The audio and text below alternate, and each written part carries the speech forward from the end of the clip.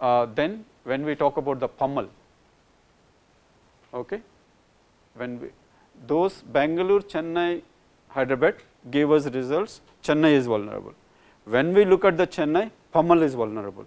When we look at the pummel, okay, and this is what these households they are spending, around 73.888 million, okay, and this is the Delhi. I think it is still we had corrected it something. It is around 4,000 plus years, particularly disability, not premature deaths. Okay, it is only YLD, and this is what I have mentioned. This 0.056 disability weightage of disorder. This is we have borrowed it from the global burden disease. It is given. Okay. And for this percentage of households, that what we have mentioned, that 30 years for adult continuously staying in it and contact with the water, and again this is only for skin disorder. This weightage is only for skin disorder, and this percentage based on the duration of stay by the households in that particular location. Okay. You say this is the skin when it when you contacts with the groundwater continuously.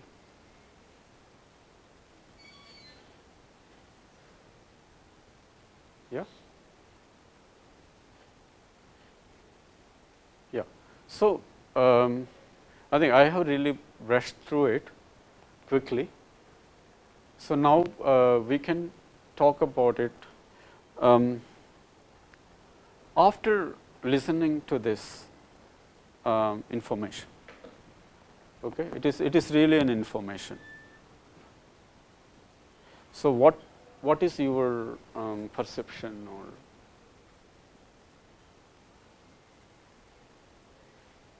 what your mind is thinking about it? I am sure everyone is having something in your mind when you are going through it.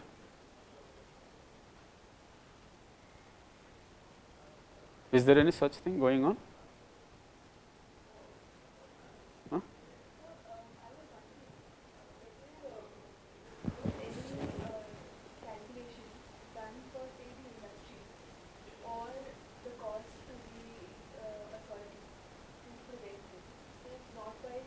That means abatement costs. That is abatement costs not calculated. It can be another research area.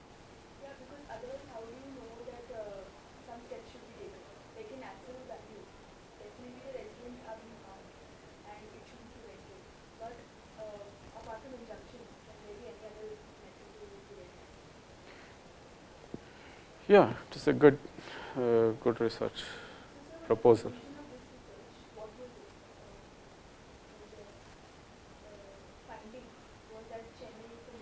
Before I say something, I wanted something from you. that is what precisely. No, you were right. No, look. If the society is benevolent, that means households. We are not talking about local self-governments, we are not talking about state governments, we are not talking about national government. We are talking about households. Is it right? If households are benevolent and they simply make the wealth, not take the wealth, then this situation is remote possibility. It is a remote possibility. Okay. But this says that there are certain percentage of households, they do take the wealth.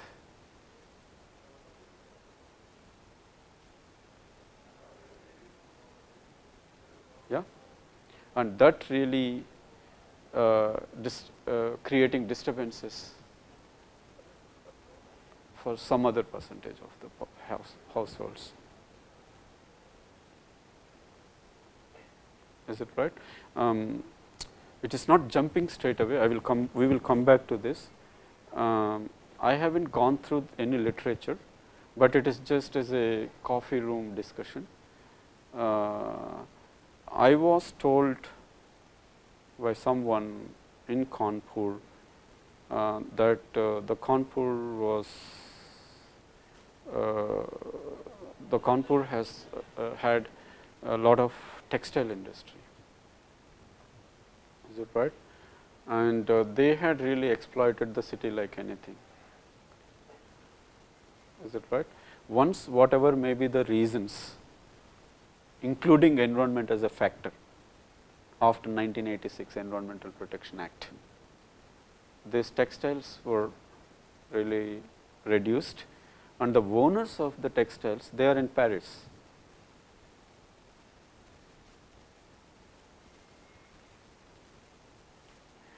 In no way it is not affecting to the generations, but we the people living in Kanpur, okay, having this kind of impact.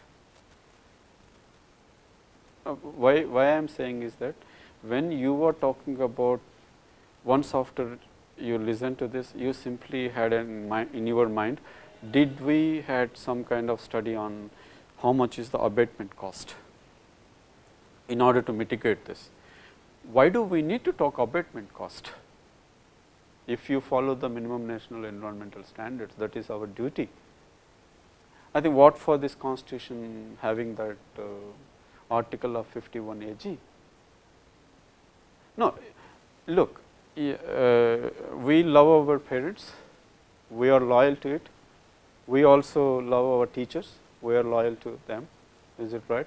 And when such a character which we do have, but when we are entering into the market and doing the economic activities, where is this character is vanishing? Where is it? Are you keeping this character in a Swiss bank and locking it? So, that is where I had a kind of little bit reservation or concern immediately talking about abatement cost. Abatement cost comes when you are not doing the things properly. Okay. So, they are not abating, that is why we are having this. Why this old woman should have this kind of skin disease? Is it she really being in that location, or she is poor? Is it right?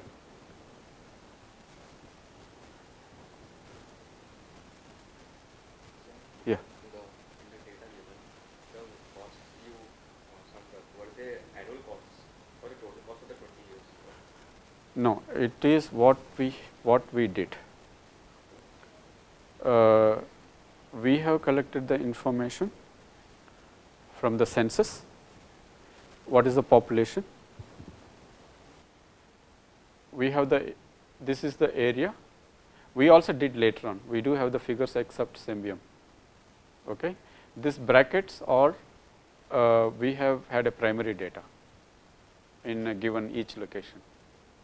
Then we have the population of 2011 area wise, and we have number of households. Yeah. And then through primary survey, we have got an information about how much percentage of these households are drinking the purchasing water. Is it right? Yeah. Then this is the percentage. If you really have this percentage with this, then you will get this figure, this many households. Yeah. Then how many number of people? It is the households. Households can be of 7 in family members, or 5 in family members, 13 in family members. On an average, how much? So, we do have the data, and with that when you multiply, then you will get the number of people really purchasing drinking water in this area in that year. Not 2011, but whenever the data where we collected it. Okay. Then this is when this many people are drinking, but how each household member, how many liters they are drinking per day? Yeah, you can also collect the data through household survey. Then we got this one, drinking water consumption liter per day. then this is what the cost they are paying per liter. When you multiply this, then you will get per day. Then when you multiply this with 365, you get this. Okay? And when you total it, you got it. And whatever the recent data which it tells us, in this case of Chennai, 1,200 million rupees per year in that year. That is the opportunity cost. Is it clear? The households whom we had interaction to collect the information. So, altogether we have pummeled twice, we did it. At overall Chennai we had 60. Then once we got the message that pummel is the vulnerable, then again we went back and we increased this number 220, this particular one. That is where 73.88 million came.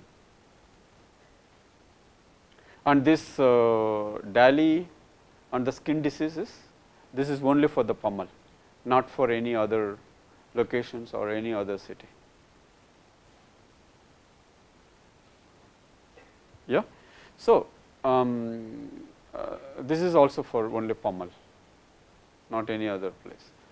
So, whatever we have mentioned in the beginning, this one, this is informal water market, this is particularly mortality and morbidity, only morbidity, not productive loss, only income loss and health costs.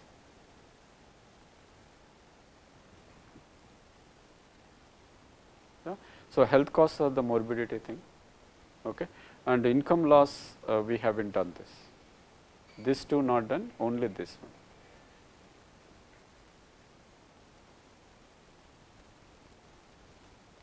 Yeah. No. No. Do you have any message after listening to this?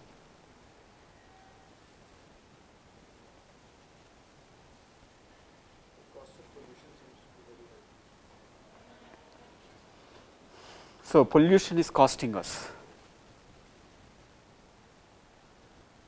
is it right? So, when pollution is costing us, like yesterday what I had shared my experience with 30 years of after establishment of pollution control boards. If the situation is like this, okay, then why do we need to spend our public tax money to them? What they are doing, isn't it? It is a well established mechanism. They have the central pollution control board, they have each and every state have the pollution control board, and they have regional pollution control boards, even sometimes somewhere district pollution control boards. What is the whole lot, okay, mitigating the pollution? The job is that it is a prevention, even not, it is not ex post mechanism, it is ex ante mechanism. No economic activity which causes environmental pollution should not, shall not presence in the market, okay, if it is red category industry.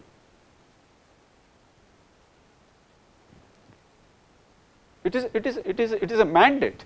It is a mandate given to the institution, but what we are getting the research based information, what it means.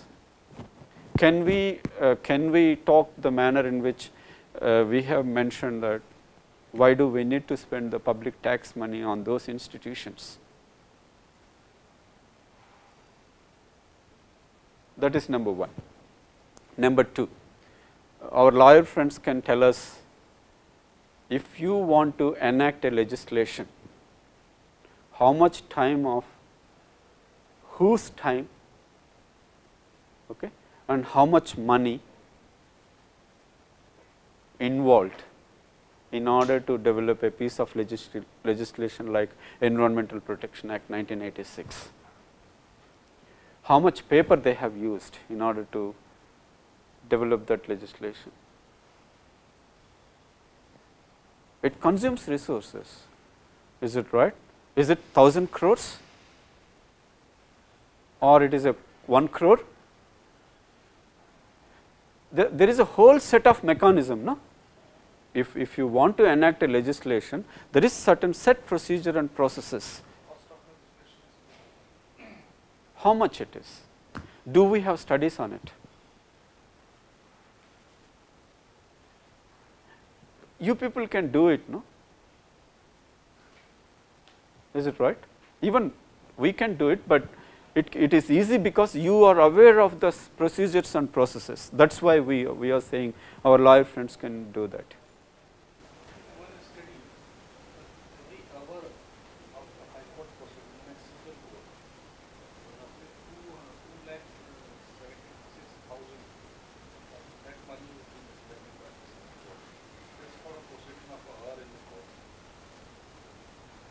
Yeah.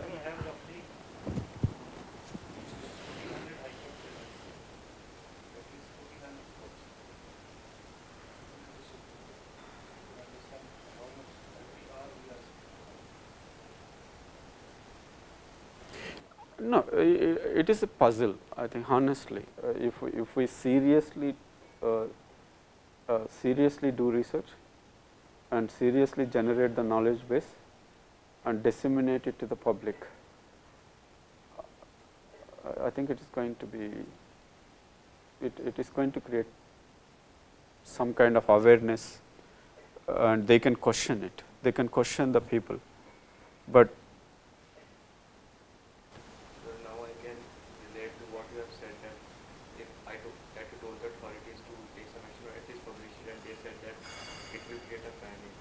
create a panic because you are already saying that these people are below poverty line, and if you put these costs, then they are in very severe conditions.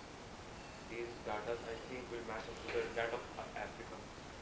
No, yeah, you finish it. It will ultimately create a panic. They are getting low wages, okay, and if we include these costs that are indirectly harming them. It is not include. Already they are bearing it. You don't need to include anything. They are already suffering it, and for them, with information, without information, it is the same. It is not going to shock to them. Okay, it is this information is going to be like ours. Okay, who are so called within quote put as intellectuals. Okay, and try to be part of it and question the people, those who are indulging in such activities. Through studies, publish it, and then create awareness, and then try to, at least not today, not tomorrow, maybe sometime, there is a change in the behavior of the households and the policymakers. That's how we, I think we can't put them in the jail, or we can't really even I don't know, to impose fines as Professor Schaefer mentions, but if you need to impose fines on the wrongdoer, then our country should be rich according to him, whatever we got the message. Okay, the poorer country can't really impose fines, and what to do, is it right? Then the only solution is imprisonment, and imprisonment is you can't touch any person who has some kind of power, okay, and who is a wealthy. Again, you only touch the poor only. Poor already having the miserable life, then why you are again imposing some other things on them? So that means, is it correct me if I am wrong, the system is really not touching the rich and the powerful elite group. Okay, it is only the common man and below.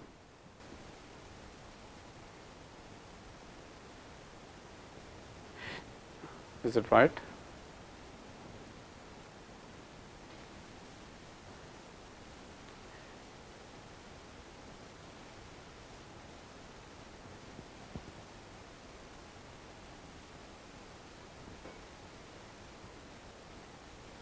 Yeah, you have said something that institutions and it is creating some noise. Okay. Okay. Okay. Mm-hmm. Okay.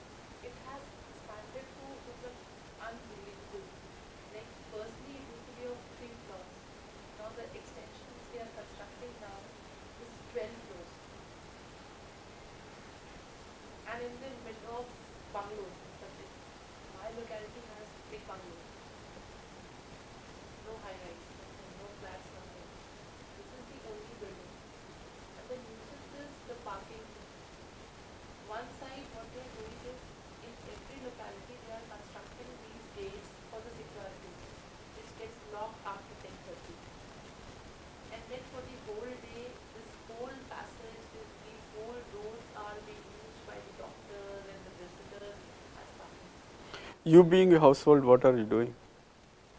You being a household in that location, have you protested it? What the reply or?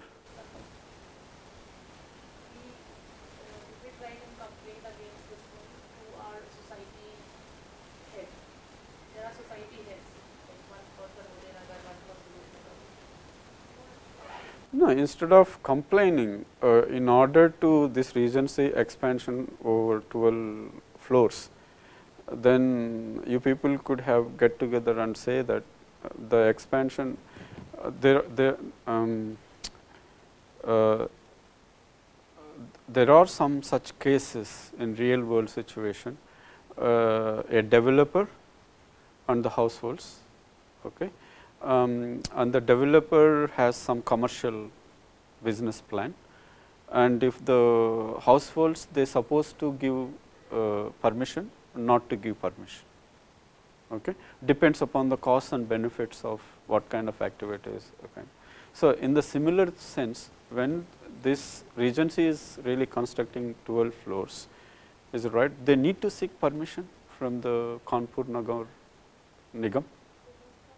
So, if they need to take, then as per norm or informal thing, they are supposed to either to receive some kind of complaints or suggestions or what kind of problems it creates, like parking slot. Okay. If when they are constructing 12 floors, they can also have something for the, okay, they can have that. So,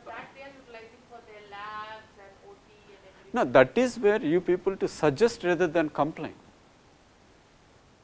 Like what she is saying, the educational institutions and the hospitals and kind of thing, it is good for you. Okay, it is next to you. Is it right? Yeah, but at the same time, if there are some kind of local nuisances.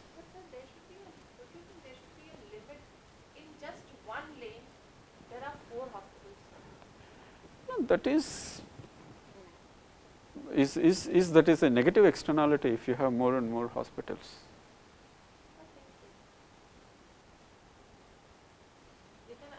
Yeah, maybe you are living there and you are going through the whatever the local nuisances. That's why you are narrating it. But just one lane, which is like less than half a kilometer. So it is a kind of agglomeration kind of. So, over the decades maybe your children may can sold it to the hospital thing and then they construct only that area full of hospitals. I really fail to understand this. No, there is no such fail to understand. Where is the question of fail to understand? They have established already the regency since some few decades. Agency is from like decades. Yeah, it is decades, and the business is growing. Okay, and the whole not only Kanpur people, but also surrounding places, they know where the regency is. Is it right? They can simply drive to the things. So, they do not want to again go and then establish somewhere Rama Devi or some. They I'm not against, actually I'm not against expansion of agency. okay. But why are they giving permission to every person to construct a hospital in that lane only? Like this new hospital, I don't know the name. It's right at the corner. It was a deserted land. They could have permitted it for residents, but I just don't know why they are constructing one more equally high or equally expanded thing there. This three building next to Regency. No, if there is a lot of demand and Regency can't supply it, and if these hospitals are nearby, then the people can access this at the same place kind of.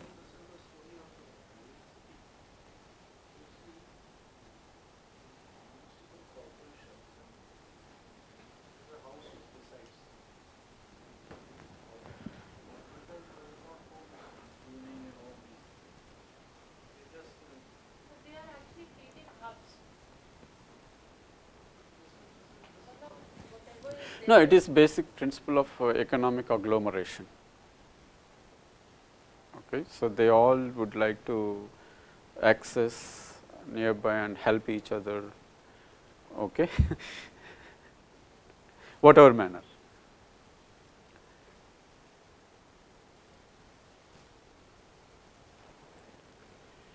Yeah. So, you have asked me what is the reasonable conclusion of this kind of study.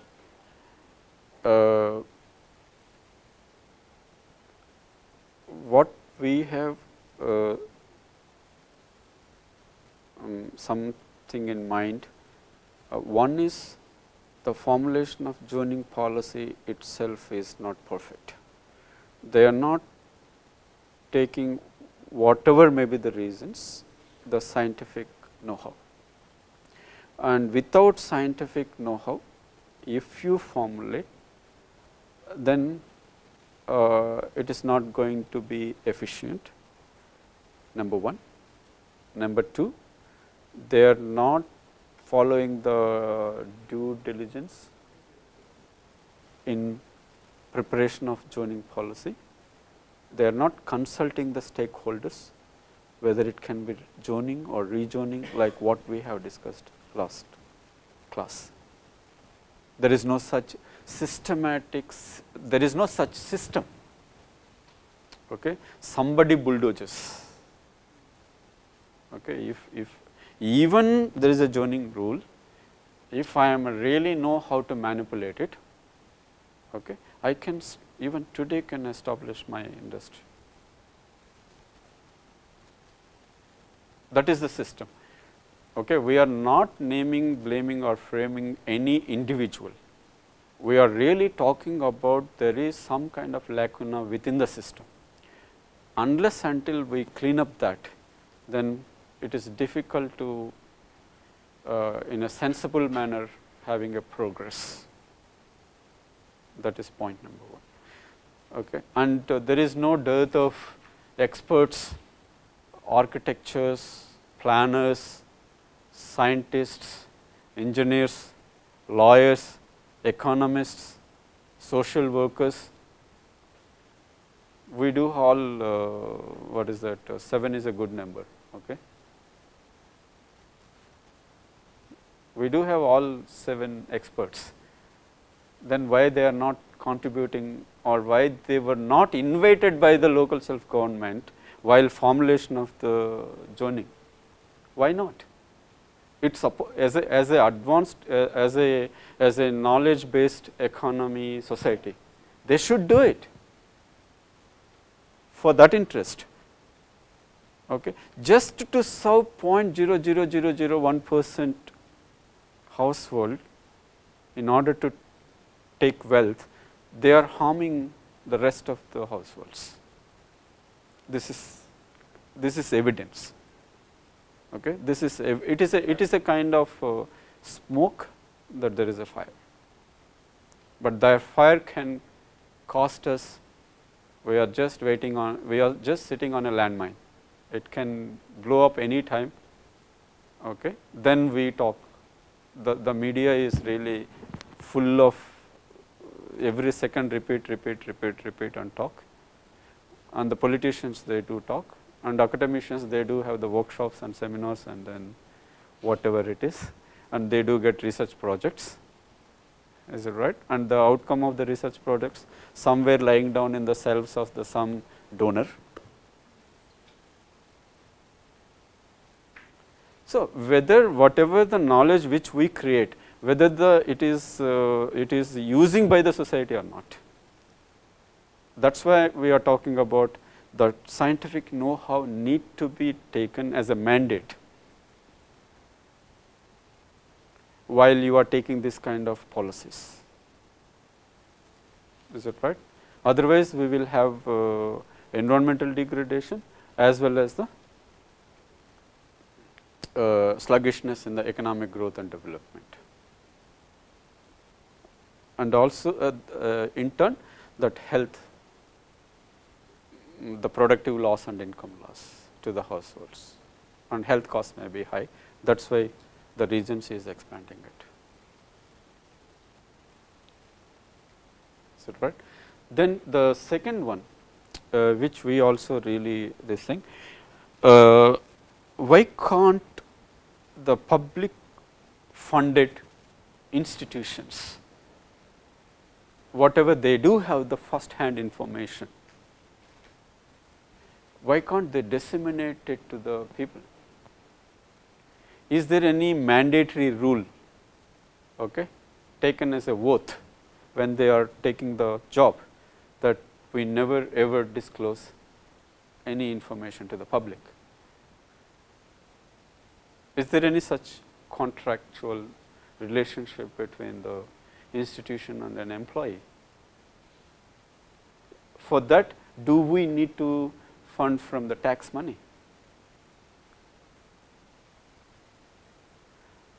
So, in a nutshell sense, the institutions which are working for certain societal purposes, if there are some shortfalls, they are supposed to go back to the public and disseminate the information.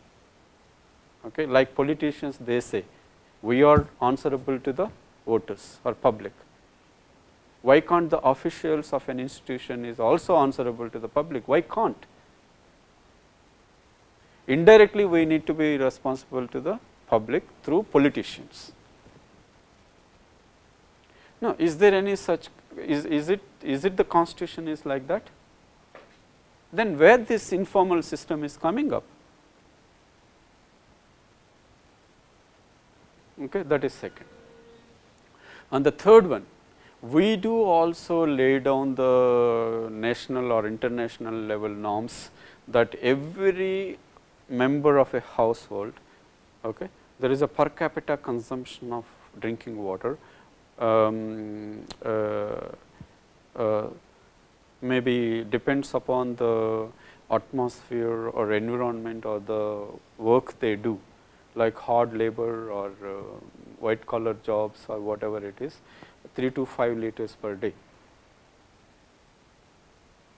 Okay. It is a because 70% of the body consists of water level. Is that right? If water level goes down, then there is a danger to the life. This is such an important commodity. And why we are so careless or negligent on such type of resource? is it right? So, if there is a norm, there is a mandate, why these JAL boards, why this water supply and sanitation boards of a given city not reaching to that level, is it right? Yeah. Again, that need to be, if they have real difficulties, they have to put it to the public, but that public is only legislative assembly or the parliament. Even as an even as a teacher, even as a professional, even as an expert, if you go and ask that information to an officer of a given institute, okay, unless until you file a Right to Information Act under Right to Information thing, you are not going to get it. And we do researchers, we do not want to involve in any conflict. Is it right? We try our level best, even waiting time period, to get the things in a friendly environment manner, rather than having a rift with that thing. So, information is key, and in a way it is good that the present government of India, they are really giving lot of importance to information communication technology. Is it right? But whether the technology is used for watching films or emails or net, rather than solving the problems of like this. Is it right? Even we ourselves, when we have mobiles, okay, what for we are using it? Is it chatting? Is it net browsing? Or is it for scientific purpose? In a given 24 hours, every individual can calculate how much time they are spending for what purpose, isn't it? Then that is third one. And fourth one, is there any easy solutions, least cost, cheapest cost solutions to overcome this kind of problems? Okay. If we want to solve certain problems, you need lot of investment, but certain problems you can solve with very little money. Is there any such kind of things where you can resolve them, so that at least you get rid of some of the problems, like conservation of water? Okay. Each and every household should have some kind of system where they can harvest the rainwater. Is it right? If they can harvest the rainwater, if suppose you collect 1000 liters in a given 6 months, and that 1000 liter, it is free of cost to you, even though you have initial fixed cost of establishing that harvesting water mechanism, but over the time period you can really recoup those costs. Is it right? How many households in how many cities they are doing it? Instead of really looking at the state, or instead of looking at the government, why can't the households they themselves really do this, rather than buying water from the informal water market? Anyhow they are buying it. Is it right? If suppose I am spending 100 rupees per month for an year, 1200 rupees. If to my house, if I can really have this kind of rainwater harvesting system, then at least whatever amount of water I collect, minus that remaining, I can buy it. Are we doing it? Is it state is need to tell us? It is the cheapest cost. That is one. And I think there may be some households may be doing, and in our study only one household we got it.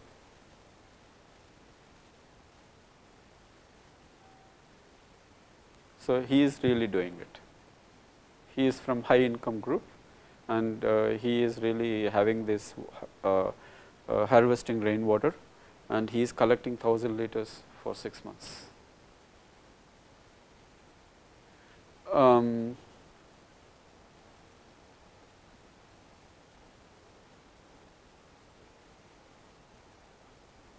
yeah, the other one is like one woman we really saw that with skin disease, is it right?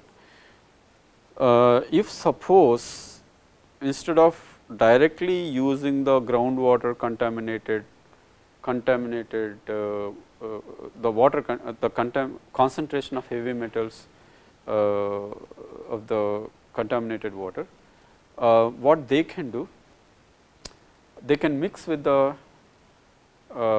fresh water with the contaminated water with a accepted scientific ratio. If 2 liters of fresh water and 1 liter of contaminated water, when you mix it, the risk of having skin disease, the probability of having it reduces. Is it right? Okay. So, but that need to be established by the scientists, not like economists or not like lawyers.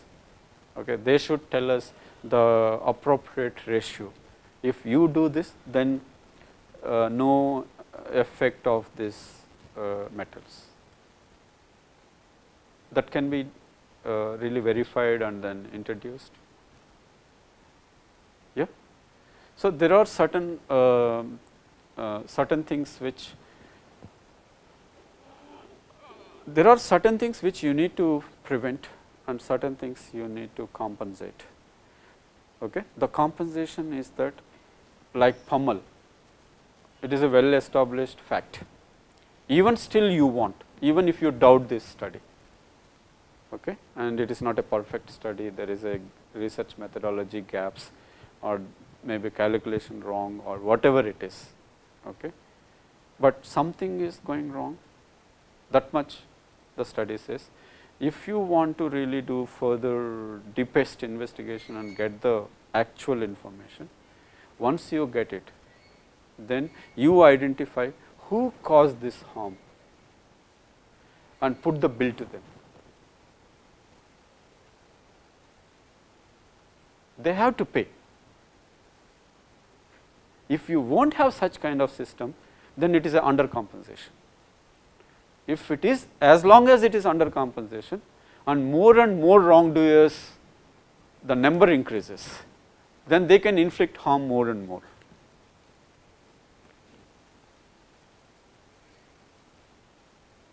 Is it right? I think we can adopt the polluter pays principle, but that does not mean that when we adopt PPP, polluter pays principle, that does not mean that the whole society is access for the wrongdoers. Okay, I will pay as much money, you want only money, no? Okay, I will pay you and I will kill you.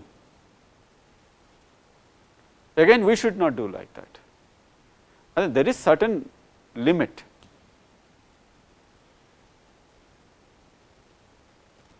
Okay. If we do like that, then the whole country can be pollution heaven, and we do not want pollution heaven. Okay. And at the same time, we are not interested to say India is poor country, no, and we want to develop, but the development should not have harm, imposing of harm like this. That is what we want. Is it right? So, in order to do that, I think it is everyone's role under the Article 51 AG, right to, it is a fundamental duty.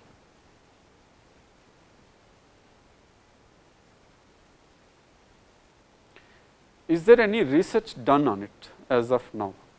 How this fundamental duty is working in the country?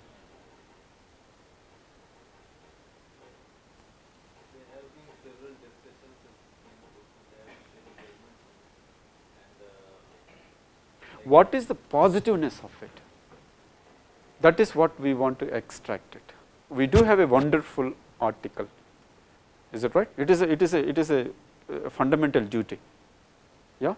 With this, what kind of positive externalities so far we have generated in our society? The only role that fundamental duties play is that when a person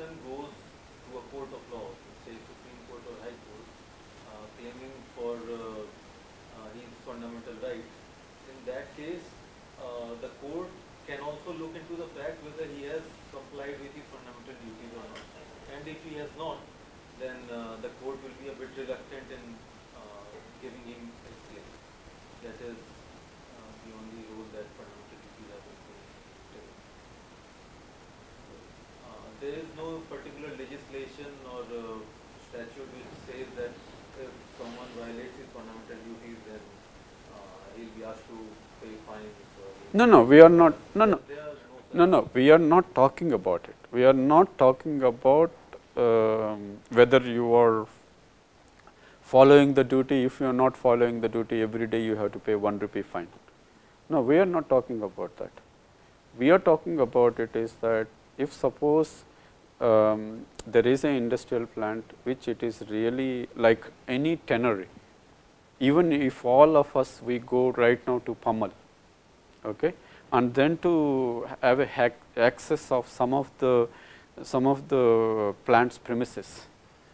Some of the plants night times coolly digging the earth and then dumping the effluents quietly, okay, and then showing to the public that their hands are clean.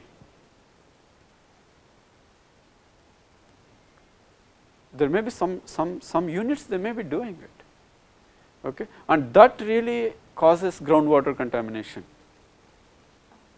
Is it right? That is a criminal, no? That is a kind of crime, but we are unable to stop it, and there is no mechanism to stop it.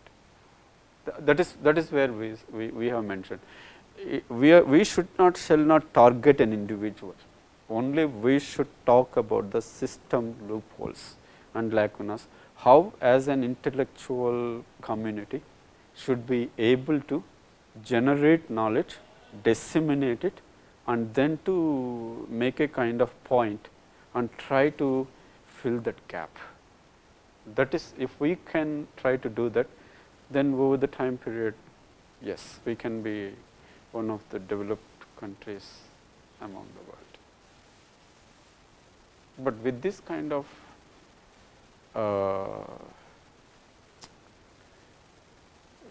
social disorder,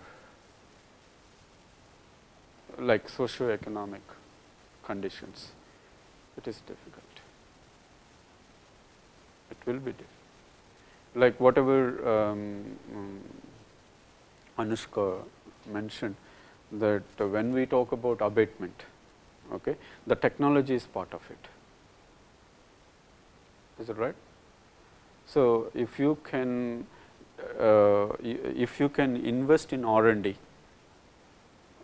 if you can invest in R&D, then that will give it opportunity to go for innovation and invention kind of thing, and that will access the technology. When you use the technology, you can mitigate the pollution at least cost.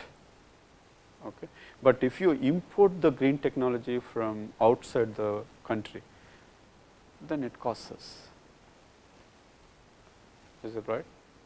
So, that is also where we need to talk about green technology parks. Now, precisely as an economist, what we can really look at it, before the industrial revolution, whatever happened, happened. And after industrial revolution, and then the further unification of the world under WTO for international trade, okay, and then mass production of goods and services, that really and race for the creation of wealth and accumulation of wealth. Not only improving the financial standards of an household, but also imposing some kind of non-financial costs.